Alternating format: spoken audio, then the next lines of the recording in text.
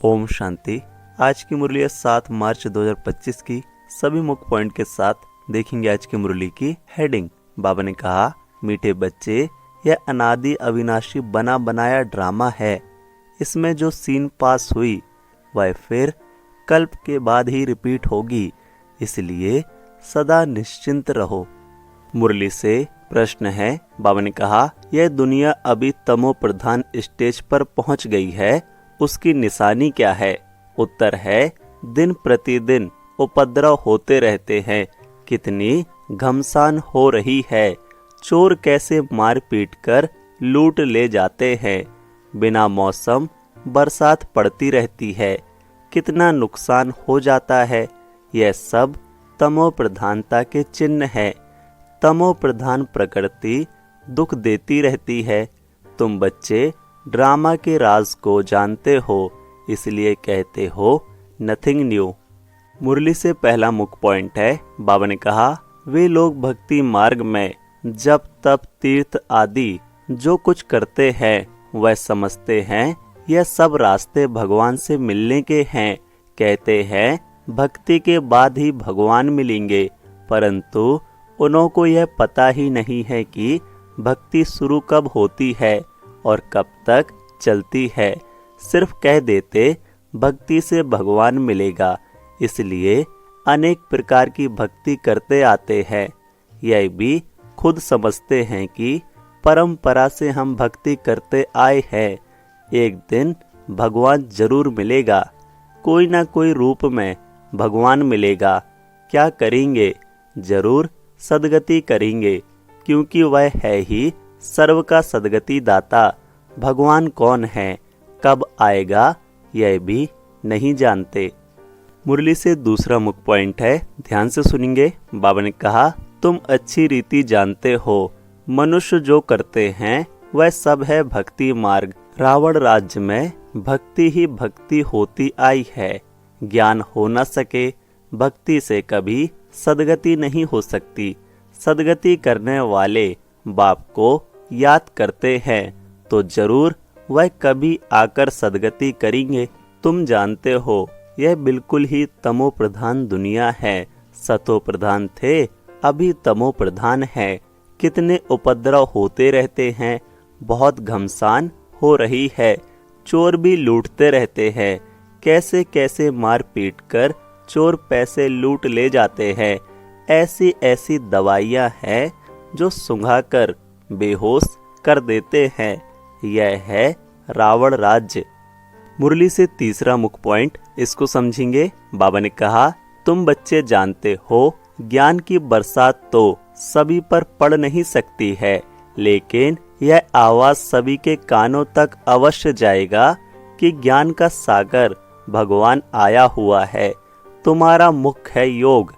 ज्ञान भी तुम सुनते हो, बाकी बरसात तो सारी दुनिया में पड़ती है। तुम्हारे योग से स्थायी शांति हो जाती है। तुम सबको सुनाते हो कि स्वर्ग की स्थापना करने भगवान आया हुआ है, परंतु ऐसे भी बहुत हैं जो अपने को भगवान समझ लेते हैं, तो तुमको फिर कौन मानेगा। इसलिए बाप समझाते हैं, कोर्टों में कोई निकलेंगे। मुरली से चौथा मुख्य पॉइंट है। बाबा ने कहा, बाप कहते हैं, मैं आता ही तब हूँ जब सभी मनुष्य आत्माएं पतित बन जाती हैं। तुम कितने तमो प्रधान बन गए हो, अब मैं आया हूँ तुमको सतो प्रधान बनाने। कल पहले भी मैंने तुमको ऐसे समझाया था। तुम तमो प्रधान से सतो प्रधान कैसे बनेंगे, सिर्फ मुझे याद करो। मैं आया हूँ तुमको अपना और रचना का परिचय देने। उस बाप को सभी याद करते ही हैं। रावण राज्य में आत्मा अपने बाप को याद करती है। बाप है ही अशरीरी, बिंदी है ना, उनका नाम फिर रखा गया है। तुमको कहते हैं शालिग्राम और बाप को कहते हैं शिव। मुरली से पांचवा मुख्य पॉइंट है। बाबा ने कहा, मनुष्यों को यह समझ में नहीं आता है, प्रजापिता ब्रह्मा कुमार कुमारियां इतने ढेर हैं, यह क्या है, किस प्रकार का यह धर्म है, समझ नहीं सकते। तुम जानते हो यह कुमार कुमारी प्रवृत्ति मार्ग का अक्षर है ना। माँ बाप कुमारी और कुमार भक्ति मार्ग में तुम याद करते हो।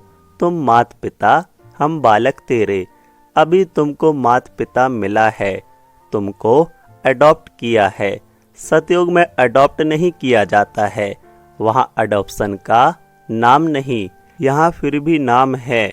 वह है हद का बाप, यह है बेहद का बाप, बेहद की अडॉप्शन है। यह राज बहुत ही गुह्या समझाने लायक है।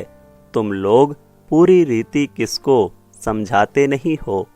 मुरली से छठा मुख्य पॉइंट है। बाबा ने कहा, पहले पहले अंदर कोई आते हैं, बोले गुरु का दर्शन करने आए हैं, तो तुम बोलो यह कोई मंदिर नहीं है। बोर्ड पर देखा क्या लिखा हुआ है, ब्रह्मा कुमार कुमारियां ढेर है। यह सब प्रजापिता के बच्चे हो गए। प्रजा तो तुम भी हो। भगवान सृष्टि रचते हैं, ब्रह्मा मुख कमल द्वारा हमको रचा है। हम है ही नई सृष्टि के, तुम हो पुरानी सृष्टि के। नई सृष्टि का बनना होता है संगम युग पर। यह है पुरुषोत्तम बनने का योग। तुम संगम युग पर खड़े हो, वे कलयुग में खड़े हैं, जैसे कि पार्टीशन पड़ गई है। मुरली से सातवां मुख्य पॉइंट है। बाबा ने कहा, तुम ईश्वरी संतान देवताओं से भी ऊंच ठहरे। तुम बाप के कितने मददगार बनते हो। पुरुषोत्तम बनाने के मददगार हो तो यह दिल में आना चाहिए, हम पुरुषोत्तम हैं तो हमारे में वह दैवी गुण है। आसुरी गुण है तो वह फिर बाप का बच्चा तो कहला ना सके। इसलिए कहा जाता है, सदगुरु का निंदक ठोर ना पाए। वह कलयुगी गुरु फिर अपने लिए कहकर मनुष्यों को डरा देते हैं, तो बाप बच्चों को समझाते हैं। सपूत बच्चे वह हैं जो बाप का नाम वाला करते हैं, सिर खंड हो रहते हैं। बाप हमेशा कहते हैं, सिर खंड बनो। मुरली से आठवां मुख्य पॉइंट है, ध्यान से सुनेंगे। बाबा ने कहा, बाबा ने खुद ऐसे घर देखे हैं, 6-7 बच्चे शादी किए हुए सब इकट्ठे रहते हैं, सब सवेरे उठकर भक्ति करते हैं, घर में एकदम शांति लगी रहती है। यह तो तुम्हारा ईश्वरी कुटुंब है। हंस और बगुला इकट्ठा तो रह नहीं सकते, तुमको तो हंस बनना है। लून पानी होने से बाबा राजी नहीं होगा। बाप कहेंगे, तुम कितना नाम बदनाम करते हो। अगर सिर खंड होकर नहीं रहेंगे तो स्वर्ग में ऊंच पद पा नहीं सकेंगे, बहुत सजा खाएंगे। बाप का बनकर फिर अगर लून पानी हो रहे हैं तो 100 गुना सजा खाएंगे। फिर तुमको साक्षात्कार भी होते रहेंगे कि हम क्या पद पाएंगे। धारणा के लिए मुख्य सार है, पहला, सदा ध्यान रहे हम ईश्वर के बच्चे हैं, हमें मोस्ट लवली होकर रहना है। आपस में कभी भी लून पानी नहीं होना है। पहले अपने को सुधारना है, फिर दूसरों को सुधारने की शिक्षा देनी है। दूसरा, जैसे बाप में पवित्रता, सुख, प्रेम आदि सब गुण हैं, ऐसे बाप समान बनना है। ऐसा कोई कर्म नहीं करना है जो सदगुरु का निंदक बने। अपनी चलन से बाप का नाम वाला करना है। मुरली से वरदान है। बाबा ने कहा, बाप और प्राप्ति की स्मृति से सदा हिम्मत उल्लास में रहने वाले एक रस अचल भव। डिटेल है, बाप द्वारा जन्म से ही जो प्राप्तियां हुई हैं उनकी लिस्ट सदा सामने रखो।